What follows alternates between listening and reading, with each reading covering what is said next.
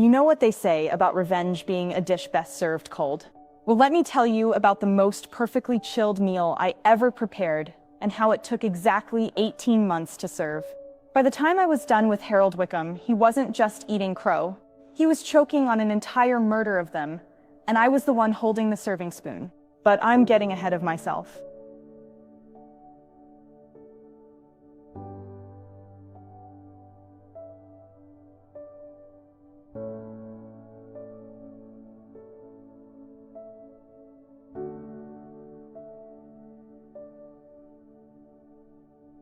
I was a 34-year-old marketing director for a mid-sized tech company, working 60-hour weeks, managing impossible deadlines, and somehow still finding time to renovate the 1950s ranch house I just bought in Maplewood Heights. You know that exhausted but satisfied feeling when you're building something meaningful. That was my life. Challenging, sure, but mine. I'd saved for 7 years to buy that house. 7 years of ramen dinners, secondhand furniture, and skipping vacations. But when I walked through that front door for the first time, with its original hardwood floors and that gorgeous bay window overlooking the backyard, I knew I was home. The house sat on a corner lot, with mature oak trees, a detached garage perfect for my workshop, and neighbors who seemed friendly enough. The elderly woman next door, Mrs. Patterson, had even brought me cookies on moving day. "You'll love it here, dear," she'd said, her eyes twinkling. "It's such a peaceful neighborhood. We all look out for each other." I should have asked her about the house directly behind mine. But hinges, when you're tired from moving boxes and dreaming about your future vegetable garden, you don't think to investigate every single neighbor. That oversight would cost me more than I could have ever imagined. The first few months were blissful. I'd wake up early, grab my coffee, and sit on my back porch watching the sunrise filter through the oak branches. Weekends meant trips to the hardware store, YouTube tutorials on cabinet refinishing, and the slow, satisfying process of making the house truly mine. I installed new light fixtures, painted every room, and began planning an elaborate garden that would transform my bland backyard into something worthy of better homes and gardens. I was particularly proud of my workshop setup in the garage.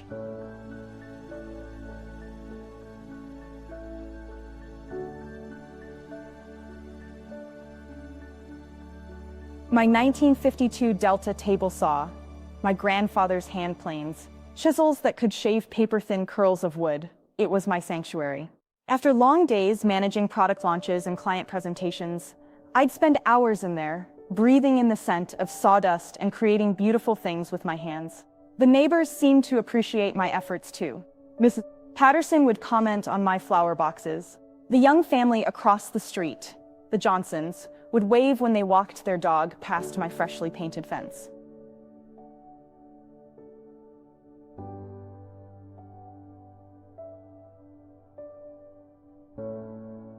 It felt like I'd found my tribe, you know? A community of people who took pride in their homes and respected each other's space. But there was one property I rarely saw activity around. The house directly behind mine, separated by our adjoining back fences, seemed almost abandoned. The yard was overgrown, the paint was peeling, and I'd only glimpsed the owner a few times from my kitchen window. Always alone, always hunched over, always seemingly angry about something. Mrs. Patterson had mentioned him once. Something about him being a retired postal worker named Harold who kept to himself, but she'd changed the subject quickly. I should have pressed for details. I should have realized something was wrong. When Harold Wickham started appearing in his backyard more frequently, always right when I was outside working. At first, I thought it was just coincidence. Maybe he was finally taking an interest in his property, which desperately needed attention. The chain link fence between our yards was only 4 feet high, so we could easily see and talk to each other if we wanted to. Harold was probably in his early 70s, with gray stubble, thick glasses that magnified his pale blue eyes, and a perpetual scowl that made him look like he'd been sucking on lemons. He wore the same outfit almost every day: faded khaki pants, a stained white undershirt, and house slippers that had seen better decades. His posture was hunched, not from age, but from what seemed like a permanent state of irritation with the world. The first time he spoke to me directly, I was planting tomatoes along my back fence on a gorgeous Saturday morning in April. I was actually humming while I worked. God, I was so naive. "You're making a lot of noise over there," he called out, his voice carrying that particular nasal quality that some people develop when they've spent years complaining about everything. I looked up confused. I was literally just digging small holes with a hand trowel and placing seedlings. "Oh, sorry. I didn't realize I was being loud. Just planting some vegetables." He stared at me through those thick glasses, and I swear I could see the calculation happening behind his eyes. "Well, some of us like peace and quiet on the weekends." "Of course," I said, trying to be neighborly. "I'll try to keep it down," but that was my first mistake, and Harold immediately recognized it. I'd shown weakness. I'd apologized for something that didn't require an apology, and predators like Harold can smell that kind of compliance from miles away. Over the next few weeks, the complaints escalated. If I used my lawnmower before 10 a.m., Harold would appear at the fence, tapping his watch and shaking his head disapprovingly. If I played music while gardening, even quietly, he'd make exaggerated gestures about covering his ears.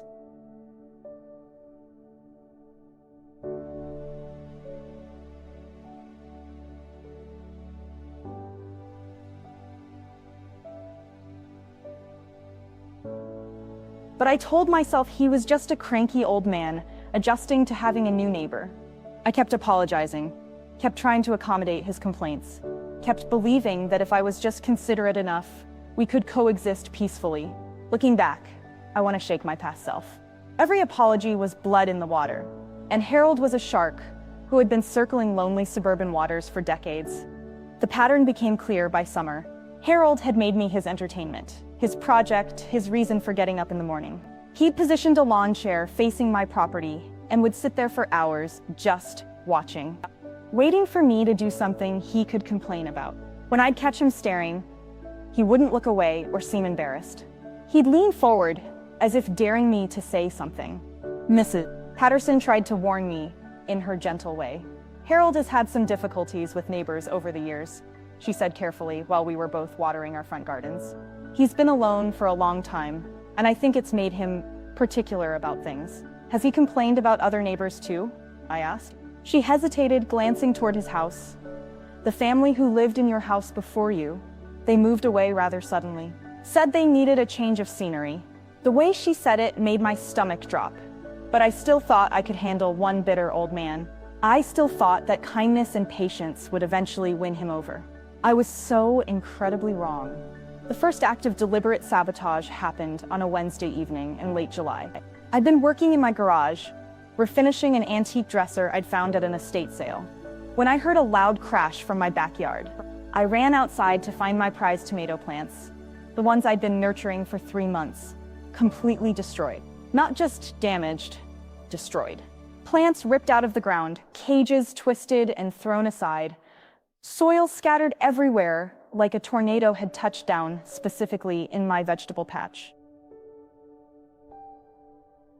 These weren't just any tomato plants. I'd started them from heirloom seeds, varieties that had been in my grandmother's family for generations. Cherokee purples and brandywines that produced the most incredible fruit you've ever tasted. Months of careful watering, pruning, and protecting them from pests. But here's the thing that made my blood run cold. Every single tomato plant was destroyed, but the peppers right next to them, untouched. The herbs just 3 feet away, perfect. Someone had specifically targeted the plants that meant the most to me. The ones I'd mentioned to Harold just weeks earlier when he'd complained about my excessive gardening. I looked toward Harold's house, and there he was, standing at his kitchen window, watching me discover the damage. When our eyes met, he didn't flinch or look away. He smiled. Actually smiled. This thin, satisfied expression that told me everything I needed to know, but I didn't have proof. No security cameras yet, no witnesses, just a strong suspicion and the sickening realization that my life had just become much more complicated. I called the police anyway, hoping against hope that they'd take this seriously. Officer Martinez arrived 40 minutes later, a young cop who looked like he'd rather be anywhere else. He took photos, made notes, and asked the obvious questions. Had I seen anyone in my yard? Did I have any idea who might have done this? I mentioned Harold, carefully, trying not to sound accusatory. There's been some tension with my neighbor behind me. He's complained about my gardening before. Officer Martinez glanced toward Harold's house. Has he threatened you directly? No, but any witnesses to the destruction? No, but the timing. Ma'am, I understand you're upset, but without evidence or witnesses, there's not much we can do.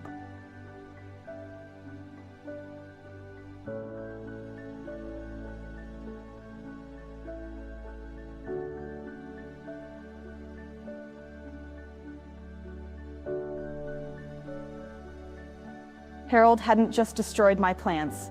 He destroyed my sense of safety in my own home. Every time I went into my backyard now, I'd be looking over my shoulder, wondering what he might do next.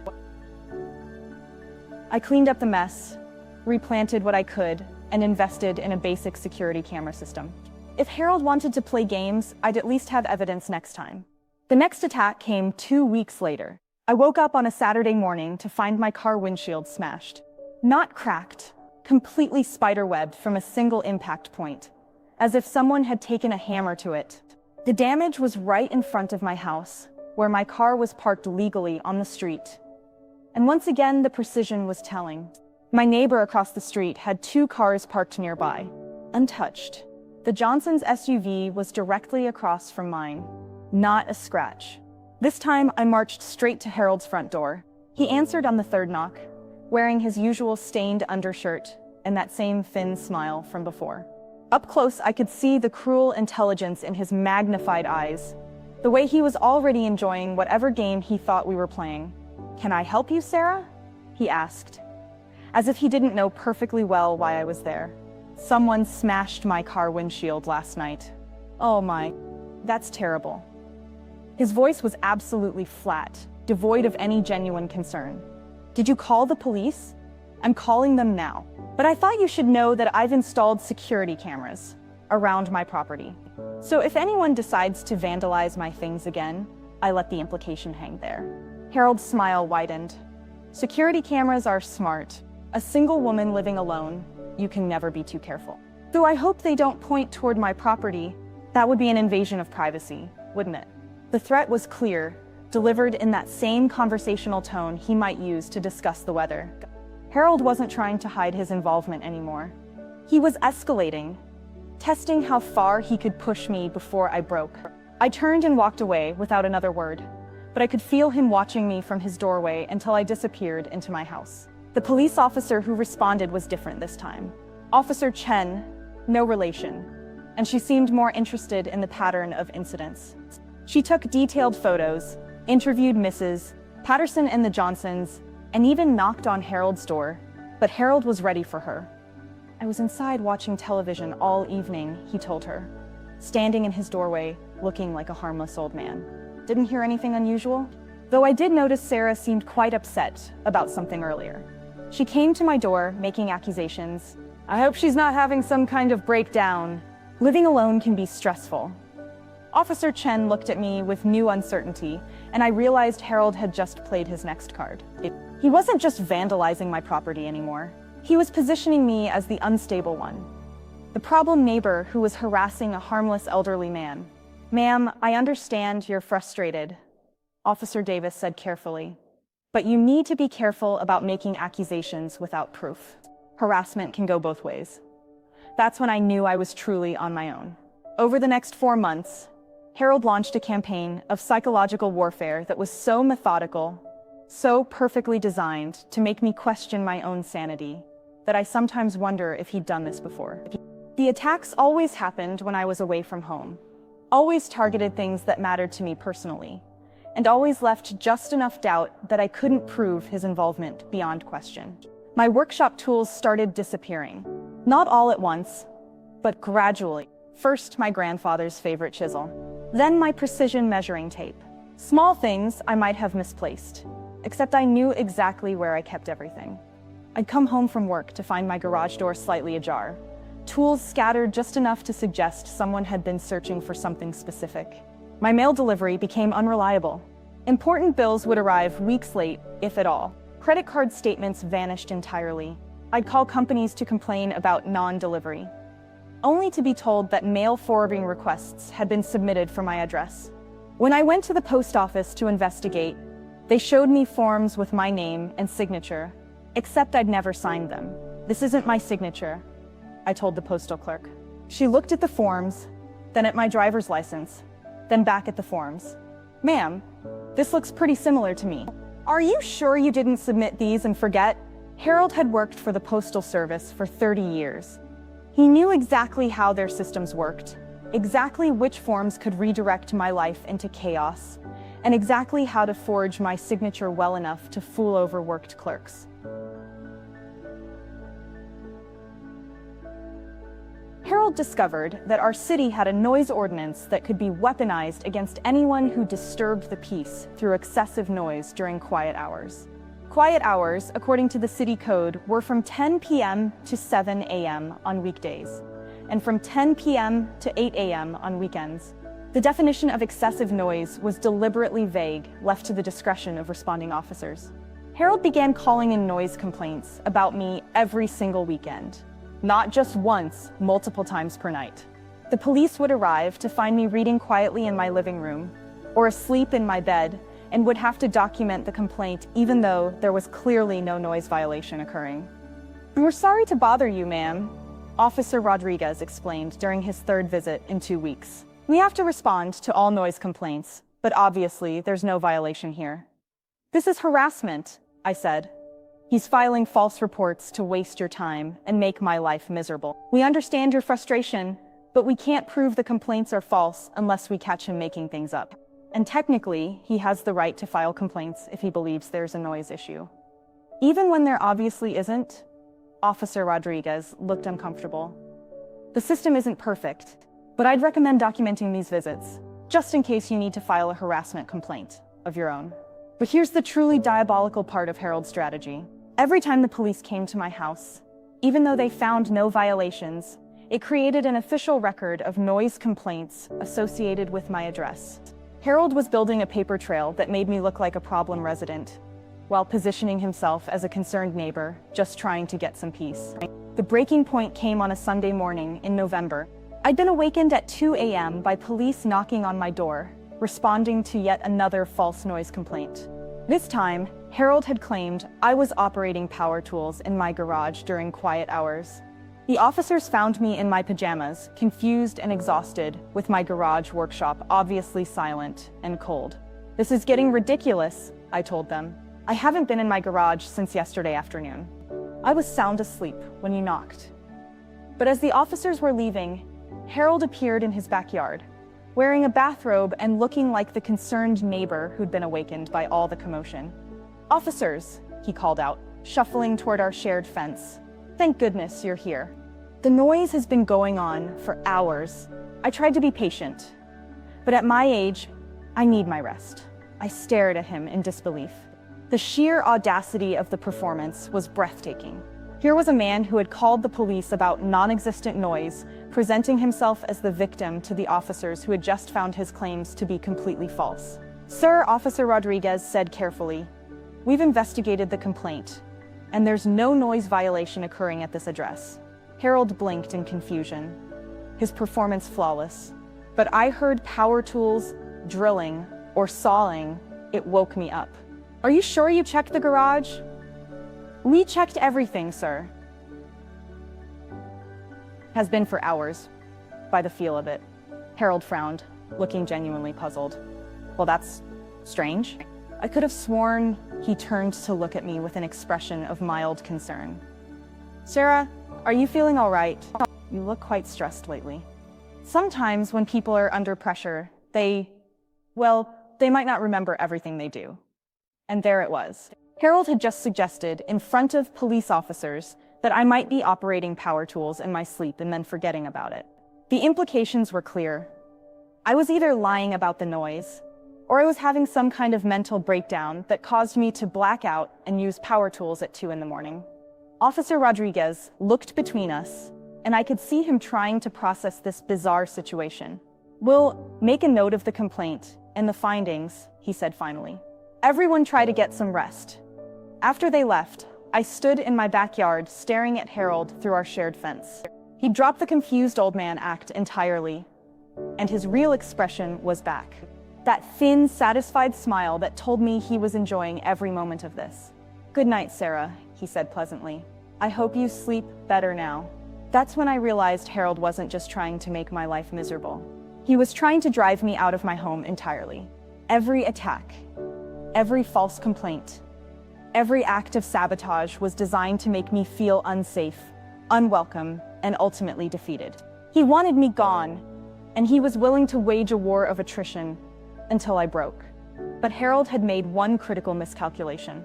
He'd assumed I was just another victim who would eventually give up and move away. He didn't know that underneath my patient, accommodating exterior, I had inherited my father's strategic mind and my grandmother's stubborn determination. He didn't know that instead of breaking me down, his campaign of harassment was forging me into something much more dangerous. I just needed time to plan my counterattack. The transformation didn't happen overnight, but lying awake at 3 a.m. after Harold's latest false police report, I felt something fundamental shift inside me. The accommodating, conflict-avoiding person I'd always been, she was gone, replaced by someone harder, smarter, and infinitely more patient. If Harold wanted to play psychological warfare, I'd give him a masterclass. I started by becoming a student of Harold Wickham. Every morning, I'd sit by my kitchen window with coffee and a notebook, documenting his routines. Harold was a creature of habit, which would eventually become his downfall. He retrieved his mail at exactly 9:15 a.m. every weekday. He put his garbage out at 6 p.m. every Sunday, but he used the same torn bag week after week, too cheap to buy new ones. He had grocery delivery every Tuesday at 2 p.m., and he always argued with the delivery drivers about something. But most importantly, I discovered that Harold's house was a disaster. From my upstairs window, I could see into his backyard, and what I saw would have made any code enforcement officer salivate. Harold had been hoarding junk for years.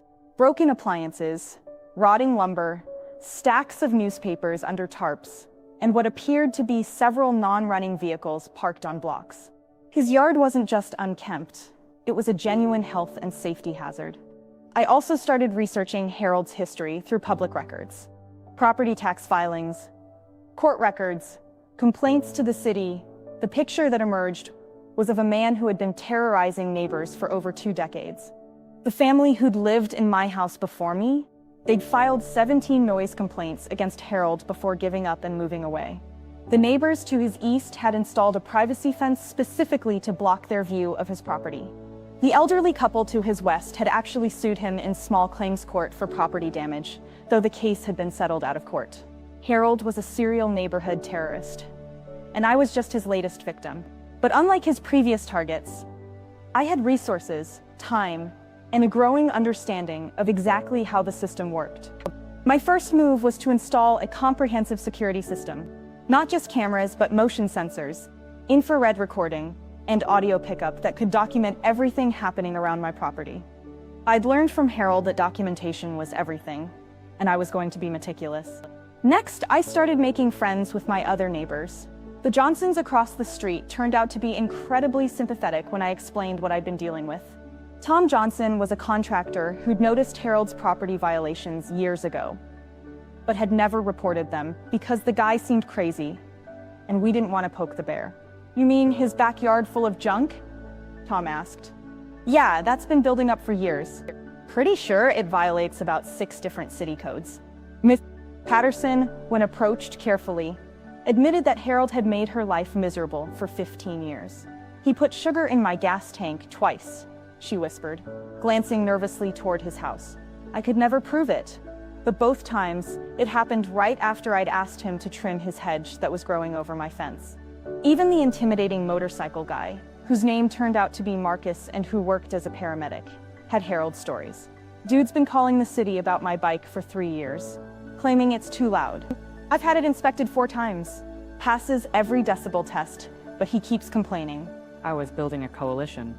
But more importantly, I was learning that Harold's reign of terror had created a neighborhood full of people who would celebrate his downfall. I just needed to orchestrate it properly. My research also revealed something interesting about noise ordinances. While Harold could file complaints against me, the same laws applied to him. And Harold, it turned out, had some very noisy habits that occurred during quiet hours. His ancient air conditioning unit, which rattled and clanged all night long, was probably louder than anything I'd ever done in my garage. The issue was that Harold had trained the neighborhood to accept his noise while being hypersensitive to everyone else's. It was time to change that dynamic. I started with strategic documentation. Every time Harold's AC unit made noise during quiet hours, I recorded it. Every time his garbage bags tore and scattered trash in the street, I photographed it.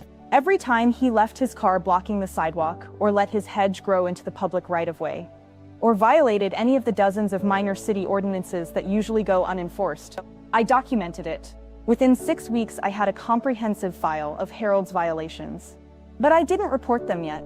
I was building a case. But timing would be everything.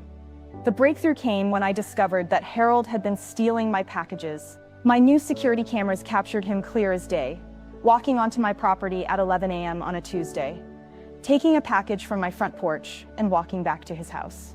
Not just once, but repeatedly. I had footage of Harold stealing my mail, my delivery packages, and even a potted plant I'd ordered online. But instead of calling the police immediately, I did something smarter. I set a trap. I ordered a package containing something irresistible, a vintage postal worker uniform from the 1970s, complete with patches and insignia. I had it delivered to my front porch on a day when I knew Harold would be watching, and I made sure to place it where my cameras would capture everything.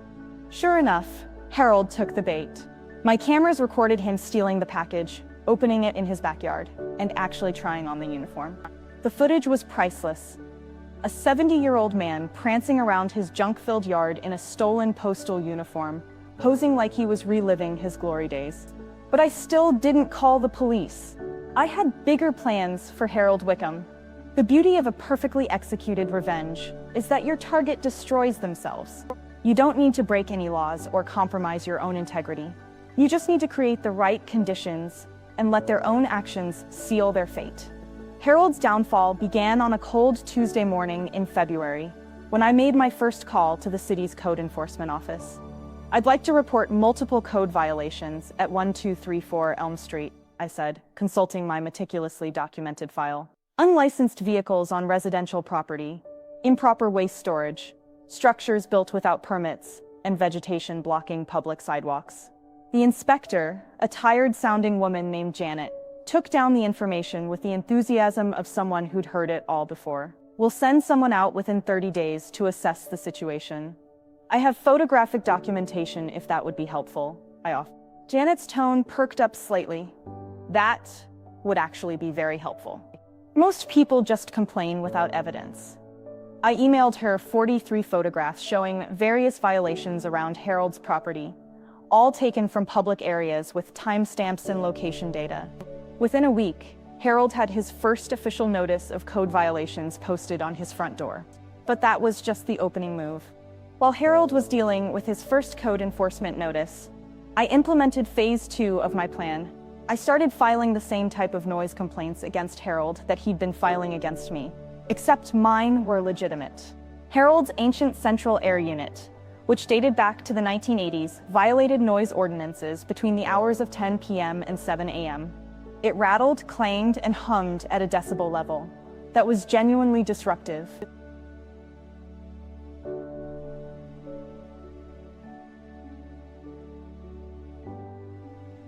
The first time police responded to my noise complaint about Harold, they found exactly what I documented.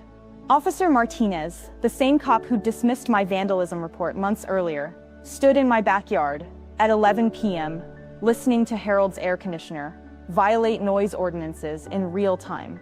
Yeah, that's definitely over the limit, he admitted, checking his own sound meter. We'll have to cite him. Harold's reaction was explosive.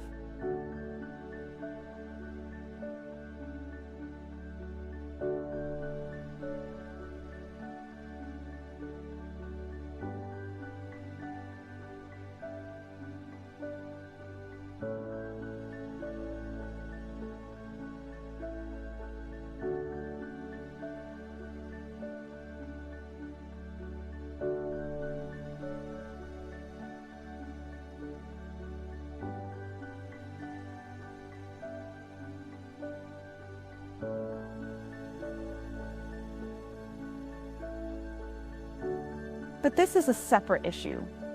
I could see Harold's face turning red, even from a distance. For the first time in our conflict, he was the one receiving an official citation, and he was learning how it felt to be on the other side of the system he'd weaponized against me. But I was just getting started. Over the next month, I systematically reported every single violation I'd documented. Harold's illegal parking habits earned him tickets. His overflowing garbage bags that scattered trash in the street brought sanitation fines. His hedge that blocked the public sidewalk triggered a landscaping order. His unlicensed vehicles resulted in impound notices. Each citation was perfectly legitimate and thoroughly documented. I wasn't making false reports like Harold had done to me. I was simply bringing his actual violations to the attention of authorities who had been ignoring them for years. The cumulative effect was devastating. Harold was suddenly facing thousands of dollars in fines and citations, all while dealing with code enforcement officers who were losing patience with his excuses and delays. But the masterstroke came when I reported Harold for mail theft. I'd been saving the security footage of Harold stealing my packages for months, waiting for the perfect moment to deploy it.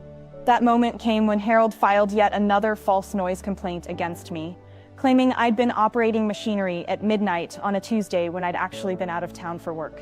This time, when Officer Rodriguez arrived to investigate the obviously false complaint, I was ready.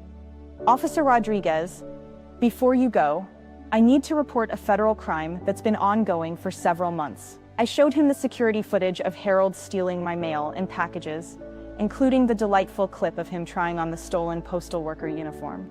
Rodriguez watched the footage with growing amazement. "Ma'am, this is definitely mail theft, which is a federal offense." And given that he's a former postal worker, he shook his head. "You need to file a report with postal inspectors immediately.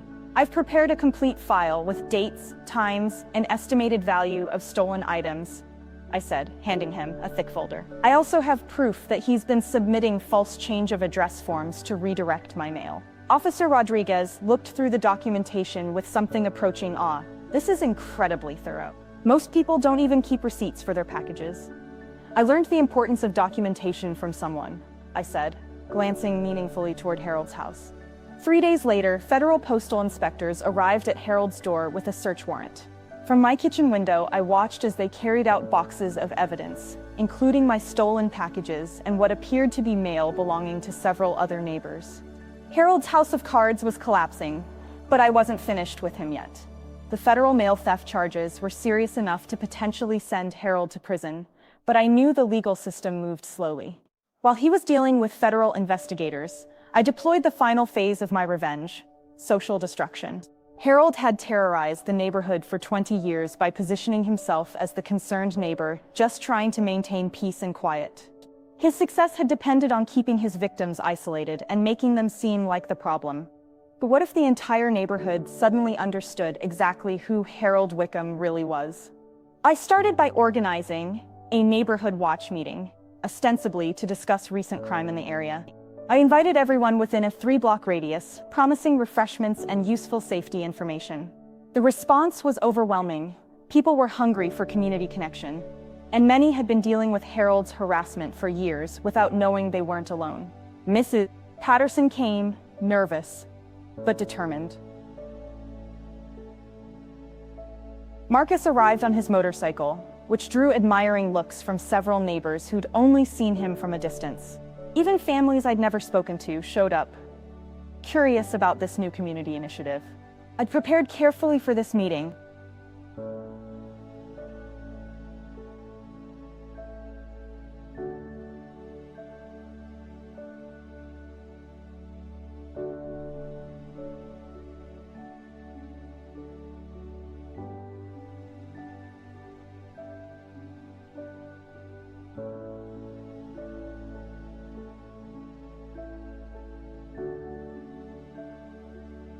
The family who'd moved away from my house after 17 noise complaints.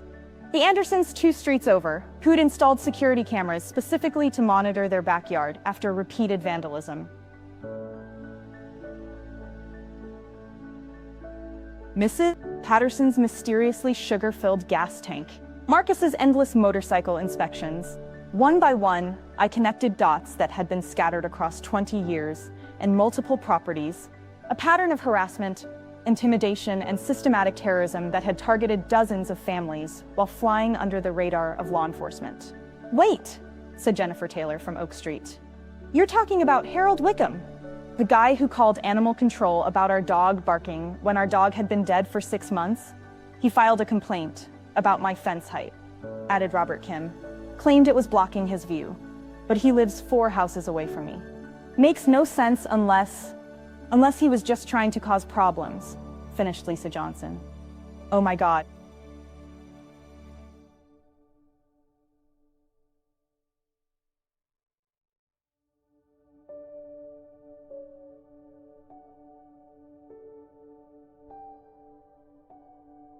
Stories poured out that I'd never heard before. False reports to Child Protective Services, complaints to the Homeowners Association about perfectly normal activities, anonymous tips to code enforcement that always seemed to target people when they were out of town. Harold hadn't just been terrorizing me. He'd been poisoning the entire neighborhood for 2 decades, one family at a time, keeping everyone isolated and defensive while he played the role of concerned citizen. "So what do we do about it?" asked Marcus, speaking for the first time that evening. I displayed the final slide of my presentation, a comprehensive timeline of Harold's current legal troubles.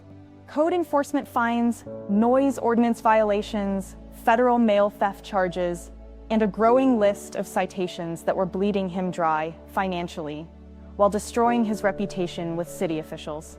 "Actually," I said, "I think Harold is discovering that actions have consequences. But going forward, I think we should stay connected as neighbors, share information about suspicious activities, support each other when dealing with harassment. And most importantly," I smiled at the room full of people who'd spent years suffering in silence. "Never let anyone make us feel like we're crazy for standing up for ourselves." The applause was spontaneous and heartfelt. After 20 years of divide and conquer tactics, Harold had accidentally created something beautiful, a united neighborhood that finally understood who the real problem had been all along. But the best part of the meeting happened after everyone else had left. Mrs. Patterson stayed to help me clean up, and as we were washing dishes, she said quietly, "Sarah, I need to tell you something. Harold has been stealing from my garden for 15 years. Taking vegetables, cutting flowers, even digging up bulbs I'd planted.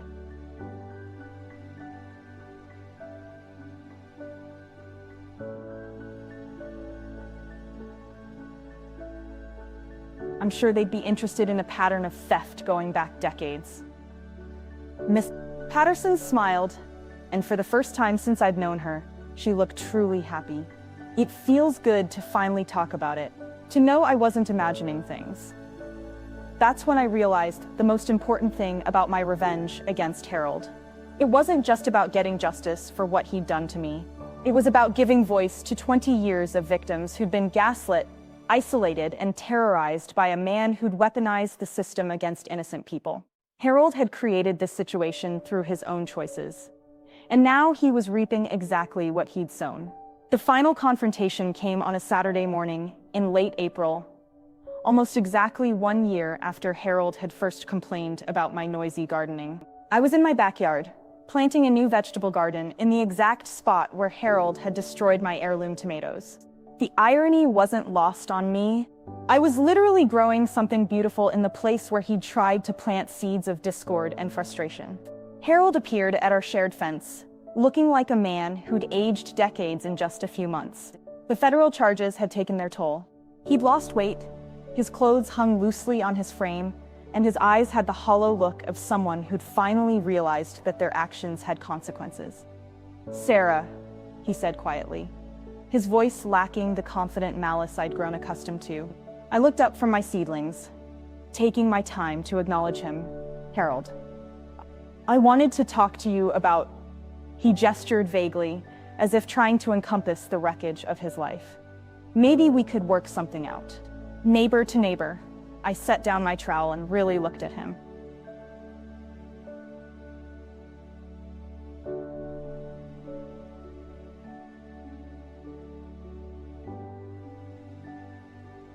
The man who'd terrorized an entire neighborhood for 20 years because he enjoyed having power over other people's lives. "What kind of arrangement did you have in mind?" I asked. Harold glanced around nervously, as if checking for surveillance.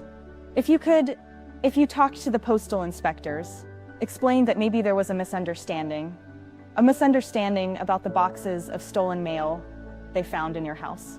Look, I know we've had our differences, but I'm an old man. Prison at my age, he let the implications hang there, clearly hoping to evoke sympathy. Harold instinctively stepped back, and I realized that for the first time in our relationship, he was afraid of me. Harold, do you remember what you said to me the very first time we spoke? You complained about the noise I was making while planting tomatoes. I apologized, even though I wasn't doing anything wrong. I tried to be accommodating, tried to be a good neighbor, tried to find ways we could coexist peacefully. Harold nodded eagerly. Yes, and I appreciate, but you saw my courtesy as weakness, I continued. Every time I tried to compromise, you escalated. Every time I showed consideration, you took it as permission to take more. You destroyed my property, stole my mail, filed false reports, and tried to drive me out of my own home. You did all of this while pretending to be the victim.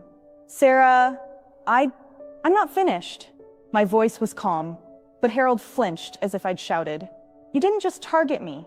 You've been terrorizing this entire neighborhood for 20 years.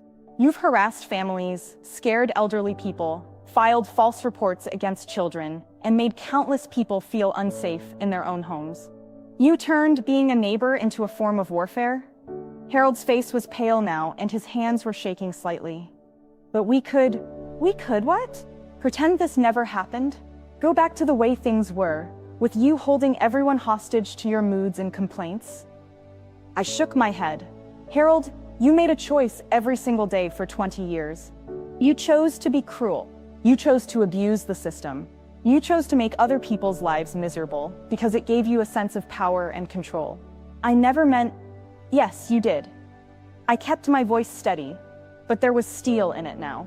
Every single thing you did was deliberate and calculated. You researched exactly how to disrupt my mail delivery. You timed your property damage for when I was away. You studied noise ordinances so you could weaponize them against innocent people. This wasn't accidental harassment, Harold. This was a systematic campaign of terrorism against your own neighbors. Harold was crying now, not from remorse, but from the realization that his victim was no longer afraid of him. The power dynamic he'd spent months establishing had completely reversed, and he was discovering what it felt like to be on the other side of the equation. Please, he whispered. I can't go to prison. Harold, I said gently. You should have thought about that before you decided to commit federal crimes. The postal inspectors didn't find 1 or 2 stolen packages in your house. They found evidence of mail theft going back 5 years, involving multiple neighbors. You didn't just steal my packages, you stole Christmas gifts meant for children, medication deliveries for elderly people, and legal documents that people needed for important life events. I'll make it right. I'll pay everyone back. How do you pay someone back for the anxiety you caused them? For the nights they lay awake wondering if they were going crazy? For the self-doubt you planted in their minds when you made them question their own experiences? I stepped closer to the fence. How do you pay back 20 years of fear, Harold? He had no answer for that, because there was no answer. Harold had spent decades making withdrawals from other people's peace of mind, and the account was finally overdrawn. The federal investigators aren't asking for my opinion about your charges, I said finally. They have evidence, and they have the law. What happens to you now is between you and the justice system you tried to abuse. I turned back to my gardening, dismissing him completely. After a few moments, I heard his footsteps shuffling away from the fence. I never spoke to Harold Wickham again. The epilogue to Harold's story played out over the following months, and the neighborhood watched his downfall with the satisfaction of people finally seeing justice served.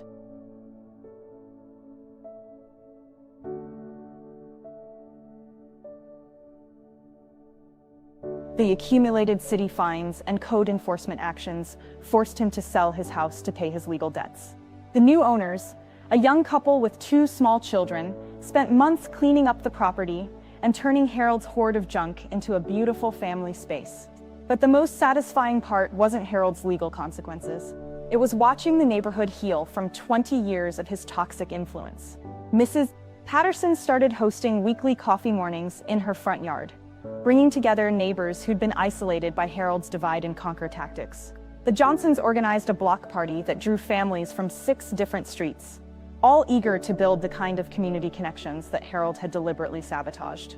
Marcus turned out to be incredibly handy with home repairs, and he began helping elderly neighbors with maintenance projects that they'd been afraid to tackle while Harold was watching for code violations to report. People started walking their dogs together, sharing garden produce, and looking out for each other's properties during vacations. The neighborhood watch meetings became monthly social gatherings where people shared not just security concerns, but also recipe recommendations and offers to help with everything from babysitting to snow removal. As for me, I finally got to enjoy the home I'd worked so hard to create. My vegetable garden flourished that summer, producing the most incredible tomatoes I'd ever grown. I finished my workshop projects without looking over my shoulder, hosted dinner parties without worrying about noise complaints, and fell asleep each night feeling safe and secure in my own space.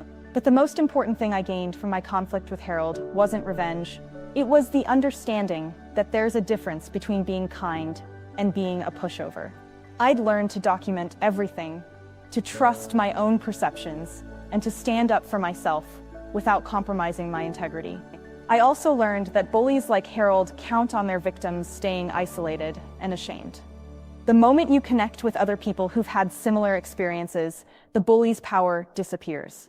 Harold had seemed invincible when I thought I was his only target. But once I realized he'd been terrorizing an entire community, he became just a sad old man who'd wasted decades of his life making other people miserable. The house that Harold left behind is now filled with laughter, birthday parties, and the sounds of children playing in a backyard that's finally being loved instead of neglected. Sometimes I see the new neighbors working in their garden, and I remember how it felt to be afraid in my own space. The contrast makes me appreciate not just my current peace, but the strength I discovered when that peace was threatened. 6 months after Harold's sentencing, I received a letter from him in prison. I didn't open it. Whatever he had to say, apology, blame, or manipulation, wasn't something I needed to hear. I'd moved beyond Harold Wickham entirely, and I wasn't going to let him back into my mental space, even through a letter. I shredded it and used the paper scraps as mulch in my tomato garden. Sometimes the best revenge is simply living well, surrounded by the kind of community that bullies like Harold spend their lives trying to destroy.